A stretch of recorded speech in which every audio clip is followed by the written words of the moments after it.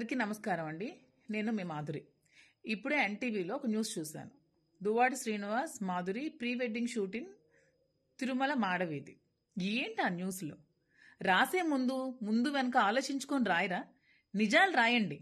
అంతేగాని మీకు తోచింది, మీకు నచ్చింది ఏదో ఇతరుల మీద బురద జల్లాలని ఇష్టం వచ్చిన వార్తల్ని రాయడం అనేది చాలా తప్పు.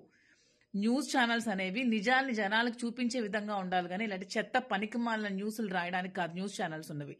నిజంగా మేము ప్రీ వెడ్డింగ్ షూటింగ్ తీసుకుంటే మీరు రాయాలి. సో ఇదే శారీలో కదా నాకు చూపించారు. శ్రీనివాస్ గారు బ్లూ కలర్ షర్ట్ లో ఉన్నారు కదా. శ్రీనివాస్ గారు నేను కలిపి ఈ డ్రెస్ తో నేను శ్రీనివాస్ గారితో కలిపి తీసుకున్న ఒక్క ఫోటో అయినా పోస్ట్ చేయండి. పోస్ట్ చేసి అప్పుడు రాయండి ప్రీ వెడ్డింగ్ షూట్ తీసుకున్నామని. ఇష్టం వచ్చినట్టు ఎలా అండి అలా వార్తలు రాసేస్తారు? మీకేది తోచితే ఏది నచ్చితే ఆ వార్త అది పెట్టేయడమేనా? అది యువతల మనసుల్ని ఎంత బాధ పెడుతుందో ఆలోచించినా. ఇది నా ఒక్క దానికి కాదు, చాలా మంది భక్తుల మనోభావాలను దెబ్బతీసే వ్యాఖ్యానాలు చేశారు మీరు. ఇది చాలా తప్పు. ఇలాంటి తప్పుడు ప్రచారాలు మీరు చేయకండి. నేనంటే మీద చాలా చట్టపరమైన చర్యలు ఖచ్చితంగా తీసుకుంటాను. ఇది నిజంగా అయితే మీరు నిజంగా ప్రూవ్ చేయండి. నేను ఏ శిక్ష వేసినా దానికి రెడీగా ఉంటాను. ఎదుర్కోగలిగితే దువ్వాడ శ్రీనివాస్ గారిని ధైర్యంగా ఎదుర్కోండి. అంతేగాని ఇలాంటి చెత్త న్యూస్లు పనికిమాలిన న్యూస్లు పెట్టి ఇలా డీఫేమ్ చేయాలని ట్రై చేయకండి. నిజంగా మీకు దమ్ముంటే దువ్వాడ శ్రీనివాస్ గారిని డైరెక్ట్ గా ఎదుర్కోండి. అది మీరే చేశారో మీ వెనక ఎవరైనా ఉండి నడిపించారో వాళ్ళకందరికీ చెప్తున్నాను.